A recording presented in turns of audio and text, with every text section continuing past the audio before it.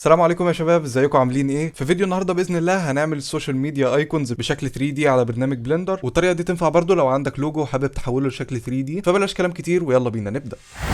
اول ما نفتح البروجكت بتاعنا على برنامج بلندر هنبدا نشيل المكعب اللي في النص ده ونشيل الاضاءه وهنسيب بس الكاميرا عشان هنحتاجها بعد كده. مبدئيا احنا عشان نكبر اللوجو او نستخدمه عندنا في بلندر هنا محتاجين اللوجو يكون فيكتور وبامتداد اس في جي. الكلام الغريب ده بص يا سيدي، بكل بساطه في موقع ظريف كده اسمه سيك لوجو، ممكن تكتب عليه اسم اي شركه. هفترض مثلا ان احنا هنعمل اللوجو بتاع انستجرام، هيطلع لي كذا لوجو. انا عايز اللوجو اللي بامتداد اس في جي اللي هنا ده، فهبدا اضغط عليه. ولو اول مره تدخل على الموقع هيبقى ليك تقريبا 3 لوجوهات تحملهم، وبعد كده هيطلب منك تعمل لوجن زي ما هو طالب مني دلوقتي. بعد ما عملت لوجن هضغط على داونلود وهينزل معايا الملف بالشكل ده. هبدا افتحه واطلع اللوجو اللي بامتداد اس في جي، هنسميه انستجرام.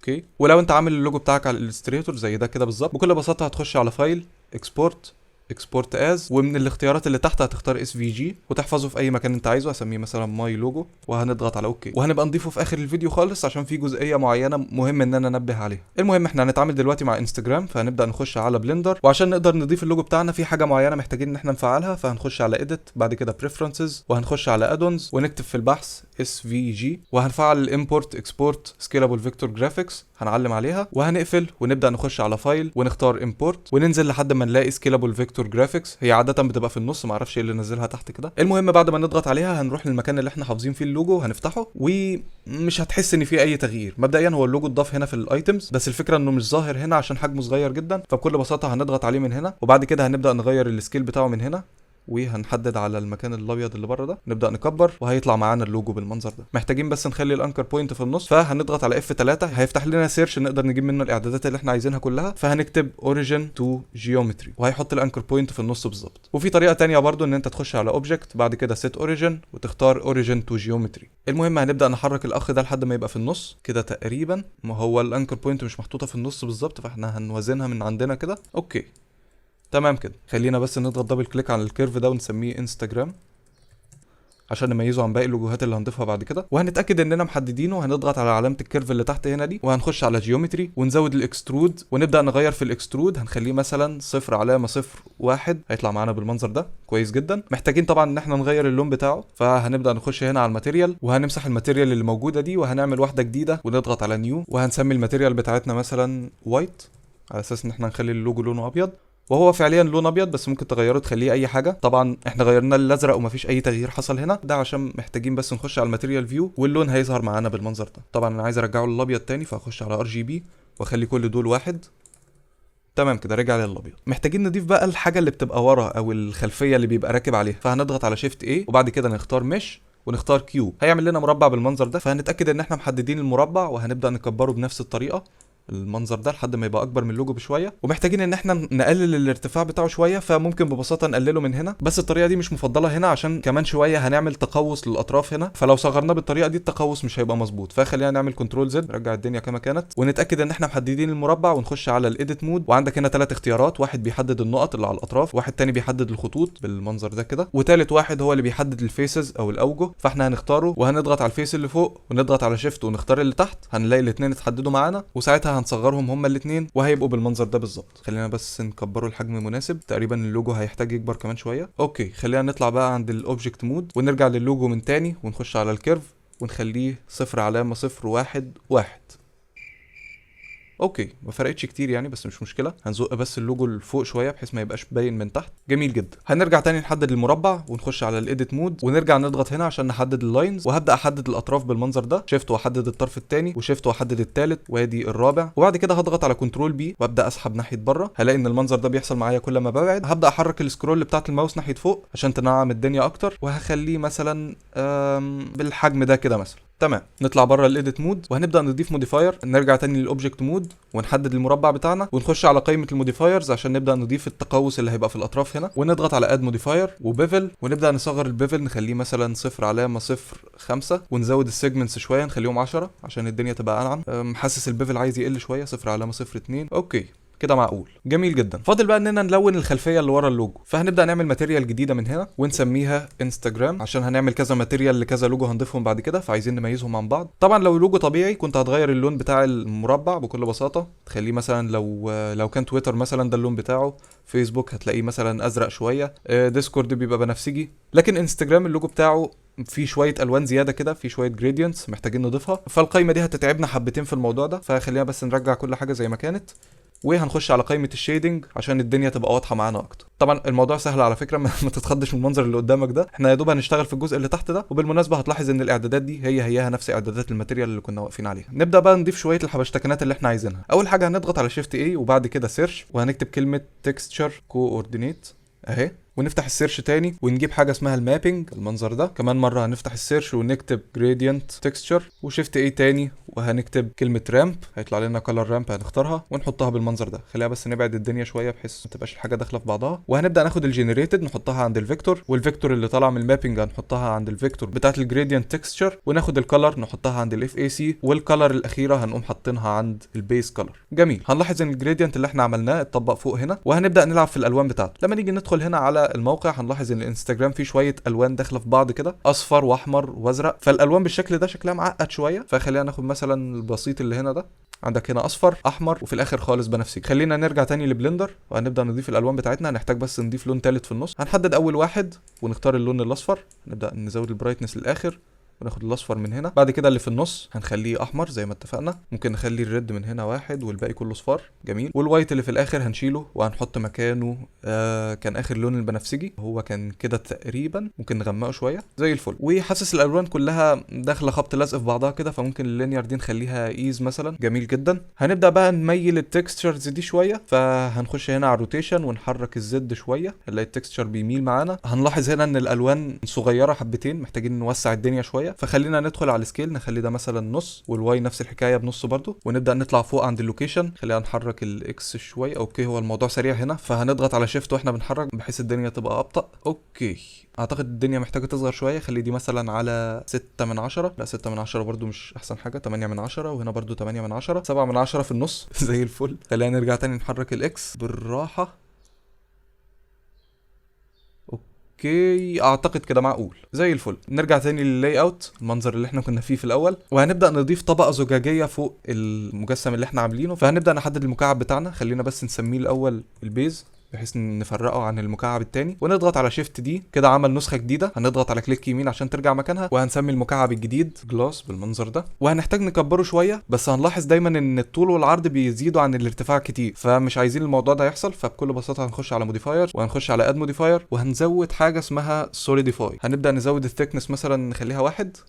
اوكي، زودناها حبتين 3 -1. اوكي، هو ده اللي احنا محتاجينه. خلينا نزوده واحنا ضاغطين شيفت كده مثلا، اعتقد كده كفايه قوي، ممكن نبقى نعدلها بعد كده مش مشكله. بعد كده هنخش على قائمه الريندر، عشان في الشرح ده هنستخدم ايفي، وايفي ما بيظهرش فيه الازاز بالشكل اللي احنا عايزينه، فمحتاجين نفعل السكرين سبيس ريفليكشنز، وهنفتحها ونفعل الريفراكشن من هنا ونبدا نقفله. وبالمره بما اننا جينا هنا هنشغل البلوم برضو عشان يعمل حاجه زي وهج كده على اللوجو، وده هيبان قوي مع الاضاءه في الاخر. بس خلينا ما نطلعش بره الموضوع. هنخش على الماتيريال واحنا محددين الطبقه بتاعتنا زي ما هي، وهنبدا نعمل ماتيريال جديده. هنضغط هنا على علامه الزائد نيو، وهنسميها جلاس بالمنظر ده. جميل جدا. وهنبدا نشيل الانستجرام اللي فوق بحيث ماتيريال الجلاس هي اللي تطبق معانا، ونبدا ننزل. هنلاقي الرفنس عندنا طبعا الازاز بيبقى ناعم تماما، فهنخلي الرفنس بصفر، والترانزميشن هنخليها على اعلى حاجه، وننزل عند السيتنجز تحت ونفعل السكرين سبيس ريفراكشن. هنلاقي الازاز طلع معانا بالمنظر ده. طبعا ممكن نطلع فوق شويه ونلعب في الاي او ار، ده هتبان النتيجه بتاعته قوي في الرندر النهائي، فخليه حاليا زي ما هو، مش عايزين نغير فيه حاجه. ممكن بقى نرجع تاني للموديفايرز ونزود سمك الازاز شويه، فهنضغط على شيفت ونبدا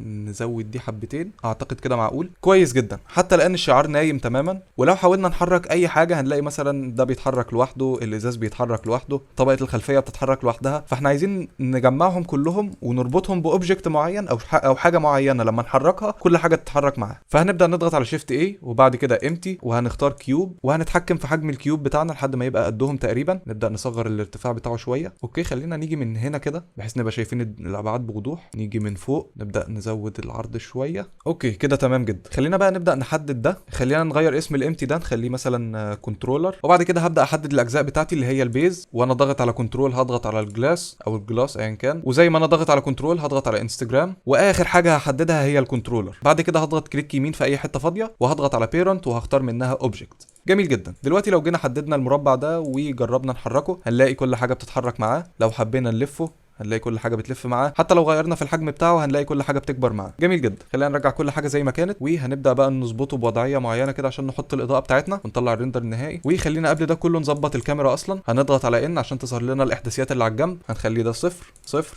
0. نبدا نحركها ناحيه الواي شويه، والزد هنخليها بصفر، والاكس هنخليها ب90. نبدا نخش على الكاميرا هيطلع لنا المنظر ده. نبدا نتحرك شويه ناحيه الواي، نزود الارتفاع شويه كده مثلا، وبعد كده نبدا نحرك الاخ ده زي ما احنا عايزين. نخليه كده مثلا. اوكي يعني خلينا نحركه بشكل عشوائي كده. اوكي كده معقول. ممكن نصغره شويه برضو، وبعد كده ندخل على الريندر فيو عشان نشوف المنظر هيبقى عامل ازاي. وخلينا على ايفي زي ما احنا. هنبدا نطلع بره الكاميرا ونضيف الاضاءات بتاعتنا من هنا. خلينا نضيف اريا. ببدا احرك دي كده بزاويه 45 درجه تقريبا ناحيه الشمال، وببدا ارفعها 45 درجه فوق بالمنظر ده كده تقريبا، وهوجهها ناحيه اللوجو. ونكبر السوفت بوكس ده شويه، وندخل على اعدادات الاضاءه ونخليه مثلا 1000، او خلي ده مثلا 500. ماشي. هضغط شيفت دي عشان اخد منه نسخه، كليك يمين عشان ترجع مكانها، ودي النسخه التانية ناحيه الشمال، وجهها برضو على اللوجو، وخلي الاضاءه بتاعتها مثلا 1000 بحيث تبقى دي الاضاءه الاساسيه. او بلاش نخليها على 1000، يعني خلي دي الاضاءه الاساسيه عشان هي اللي متوجهه ناحيه اللوجو، تبقى هي دي اللي ب1000 زي ما هي. تمام. الاضاءه التانية بقى هنخليها 200 مثلا بحيث ان هي تبقى اضاءه مكمله مش اكتر. 500 خليها 100 مثلا. 200. انا برضو مش عايز الدنيا تبقى مظلمه قوي. اوكي 500 مش وحش. وخلينا اخر حاجه هنضيف اضاءه صغيره من تحت كده، هتبقى اريا برضو، وهنلفها مثلا بزاويه 180 عشان نخليها باصه لفوق، وهنبدا نكبرها شويه. وقبل ما نزودها هنخش على الكاميرا عشان نشوف الفرق. هنخليها مثلا على 30,000. جميل جدا. هي دي الاضاءه اللي هتنور لنا من تحت. هتلاحظ طبعا ان انعكاس الاضاءه ظاهر هنا على الازاز زي ما يكون السوفت بوكس مطبع هنا، فهنتاكد اننا محددين الازاز. وممكن نزود الرفنس حاجه بسيطه بحيث انها بس تعمل نغمشه على الضوء اللي هي تقريبا 5 من 100. وبرده في حاجه ظريفه جدا، ممكن نخش على السوفت بوكس ده ونحوله بدل ما هو سكوير يبقى ريكتانجل بحيث ان احنا نتحكم في ابعاده لوحدها ونبدا نطوله كده. اوكي خلينا نتحكم بابعاده من هنا احسن. ادي كده العرض بتاعه وادي الطول. نرجع تاني هنلاقي بالمنظر ده. ممكن نزود العرض شويه. اوكي ممكن نزود اضاءته شويه نخليها مثلا 800. ايه ده هو كان 800 ليه اصلا؟ انا كنت مخليه 1000 يا جدعان. صباح الفل. اوكي كده زي الفل. خلينا بقى نحدد البيز اللي في النص، او ممكن تحددها من هنا. او ايه ده راحت فين؟ هي تحت الكنترولر عشان ربطناهم بيه. فخلينا نخش على البيز من هنا كده. والرفنس عايزه تقل خالص او تزيد خالص ايا كان النتيجه اللي هتوصل لها. كده مثلا اقل حاجه كويسه جدا. والجلاس محتاجين نزود الرفنس بتاعته كمان شويه. اوكي ممكن نلف الاخ ده شويه. كنترولر بالمنظر ده ممكن ينزل تحت شويه. اوكي ده طبعا تاثير البلوم اللي كنت قلت لكم عليه هنا، بيعمل زي وهج كده على اللوجو. خلينا نرجع كل حاجه كما كانت. حرك ده كده مثلا. هو المشكله بس ان الاضاءه غطت على اللون اللي جوه، فدي الحاجه اللي انا اصلا عمال شغال عليها من الصبح. واعتقد هنا بقى ممكن نلعب بالاي او ار بتاع الازاز، ممكن نقلله حبتين. اوكي هو القيمه اللي ظبطت معايا تقريبا 1. اوكي طب 1.1 حلو جدا. 1.1 زي الفل. ممكن بس الاضاءه دي تعلى لفوق شويه ونرجع نركزها هنا تاني ونبدا نعمل الريندر بتاعنا. وعايزك تلاحظ ان احنا وصلنا للنتيجه دي باستخدام ايفي. احنا حتى ما نقلناش على سايكلز، فالمفروض يعني لما ندخل على سايكلز تبقى النتيجه احسن. بس من الواضح كده ان الدنيا ما هياش احسن حاجه على الاطراف هنا، فانا مش عارف ليه بالظبط بصراحه. بس عامه اعتقد ان ايفي كافي جدا في الجزئيه دي. واعتقد اخواتنا الموشن جرافرز هيبقى الموضوع بالنسبه لهم الطف بكتير، بحكم ان ايفي بشكل عام اسرع بكتير من سايكلز. فلما تحب تعمل انيميشن وترندره بعد كده مش هياخد منك وقت كبير زي ما سايكلز هيعمل. سايكلز فعلا مميت، محتاج جهاز جبار عشان يتعامل معاه في الانيميشن. المهم هنبدا نطلع بقى الصوره النهائيه بتاعتنا. فهنخش على الاوتبوت ونحدد الريزولوشن بتاعنا من هنا. حاجه زي دي كان المفروض نحددها اصلا في الكاميرا من الاول. فانا بالنسبه لي عاجبني 1920 في 1080، فهسيبه زي ما هو. ممكن نخلي البرسنتج 200% بحيث يطلع لي الصوره النهائيه بضعف الريزولوشن وبالتالي ضعف الجوده. وبعد كده هننزل تحت وهنختار بي ان جي من هنا عشان نقدر نخلي الخلفيه شفافه. وهنرجع تاني للريندر وننزل عند فيلم ونفعل ترانسبيرنت عشان الخلفيه تطلع معانا شفافه في الاخر. وبعد كده نخش على ريندر ايمج وهتطلع معانا النتيجه بالمنظر ده. هو بس في شويه سواد هنا كده، فتقريبا ده مشكلته من الاضاءه اللي تحت. خلينا نطلع بره الكاميرا. ناخد الاخ ده نخليه برده ريكتانجل ونبدا نزود الوسع بتاعه شويه. نبدا نبص على النتيجه. اعتقد كده زي الفل و10. النتيجه فرقت كتير. نرجع تاني نعمل ريندر ايمج وهتطلع معانا النتيجه بالمنظر ده. نبدا نضغط على ايمج سيف از ونسمي الصوره اي حاجه، نسميها مثلا انستجرام، انتر، سيف از ايمج. نطلع على الديسكتوب هنلاقي الصوره طالعه معانا بهذا المنظر الجميل. والف مبروك عليكم يا رجال. فاضل بقى الجزئيه الاخيره اللي محتاجه تتشرح. لو انا دلوقتي مثلا عايز اشيل انستجرام وعايز اعمل، فعشان ما اعيدش ده كله تاني بكل بساطه هنبدا نخش على فايل امبورت ونرجع تاني للاس في جي. خلينا نحمل اللوجو بتاع تويتر الاول هنا كده مثلا. اوكي لا احنا لحظه واحده، احنا عايزين نتاكد ان هو اس في جي. اس في جي اهو جميل جدا. هنسيفه ونفتحه من هنا. نبدا نسحب اللوجو بتاعنا هنا كده بالمنظر ده. نبدا نخش على بلندر نعمل ريفرش، هيظهر معانا بالشكل ده. نبدا نختاره، وكالعاده هو ما بيظهرش من اول مره، هنسمي ده بس كده تويتر عشان نفرقه عن الباقيين. ونبدا نكبره من هنا كده تمام. وكالعاده هنحط له نفس الماتيريال بتاعه الوايت، ونضغط على اوبجكت سيت اوريجين تو جيومتري عشان نحط الانكر بوينت في النص. ونخش على الكيرف نعيد نفس الخطوات تاني، 0 علامه 0 1 1 جميل. وبعد كده عشان نخليه في نفس مكان الانستجرام بالظبط هنبدا نضغط على الكنترولر اللي احنا عملناه، وهناخد الروتيشن بتاعه زي ما هو كده، نحطه كده. وناخد الواي نفس الوضع برضو، نخش على اللوجو بتاع تويتر نفس الحكايه هنا كده كده جميل. وواضح طبعا ان ابعاد المكان ما هياش نفس الحاجه خالص، فدي ما فيهاش مشكله، ممكن نحركه احنا يدويا بالمنظر ده كده. طبعا محتاج يصغر شويه فهنبدا نصغر حجمه حبتين. وهتلاحظ ان في هنا مشكله غريبه جدا، ان الاسهم ما لفتش مع اللوجو، يعني اللوجو فيه نسبه ميل كده لورا وحاجات زي كده، فالنسبه دي ما ظهرتش في الاسهم. فبكل بساطه هنيجي من هنا عند الاورينتيشن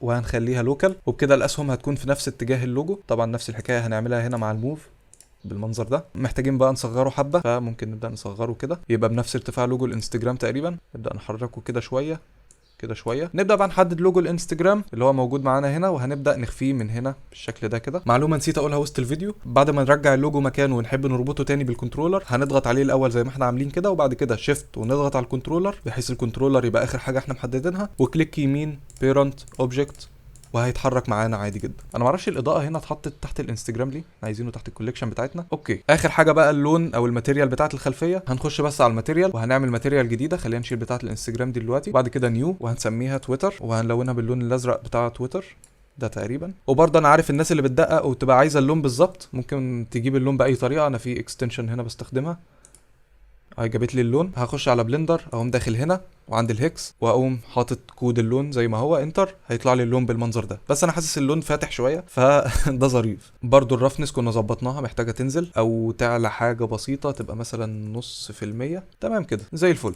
طبعا اخواتنا اللي هيستعملوا الكلام ده في الفوتوشوب هتحتاج تعلي الرفنس على الاخر عشان انعكاس الاضاءه ما ياثرش جامد معاك هنا. معلومه تانية نسيت اقولها وسط الشرح. دلوقتي احنا عملنا ماتيريال جديده وسميناها تويتر، وشلنا الماتيريال القديمه اللي كان اسمها انستجرام، بس ماتيريال انستجرام ما اتمسحتش، بمعنى انك لو حبيت ترجع لها في اي وقت هتيجي تضغط هنا كده وهتلاقي الماتيريال بتاعه الانستجرام لسه موجوده زي ما هي. وكذلك لو حبيت ترجع لتويتر تاني هتبقى موجوده. لو حطيت اي لوجو جديد بكل بساطه بتعمل اد وتعمل نيو وتضيف الماتيريال اللي انت عايزها، ولما تشيل الماتيريال القديمه برضو بتفضل محفوظه عندنا هنا. تمام. ونرجع نعمل ريندر تاني وهيطلع معانا بالشكل ده. اخر حاجه بقى محتاج انوه عليها اللي قلت لكم عليها في اول الفيديو. انا دلوقتي عايز اعمل امبورت للوجو بتاعي بالمنظر ده. نفس الحكايه برضو هحدده واضغط على اس وابدا اكبره، هيطلع معايا بالمنظر ده. لما اجي اضغط على اللوجو هلاحظ ان كل جزء متفرق، ده عشان هو اصلا متقسم جوه الالستريتور، ده لوحده ده لوحده ده لوحده ده لوحده، وبالتالي لما اتحط جوه بلندر طلع متقسم بالمنظر ده. فعلى افتراض ان انا عايز اجمعهم كلهم مره واحده فهبدا احددهم على بعض جوه الالستريتور. كليك يمين واختار جروب كده اتجمعوا مع بعض في جروب واحد، وبعد كده تاني كليك يمين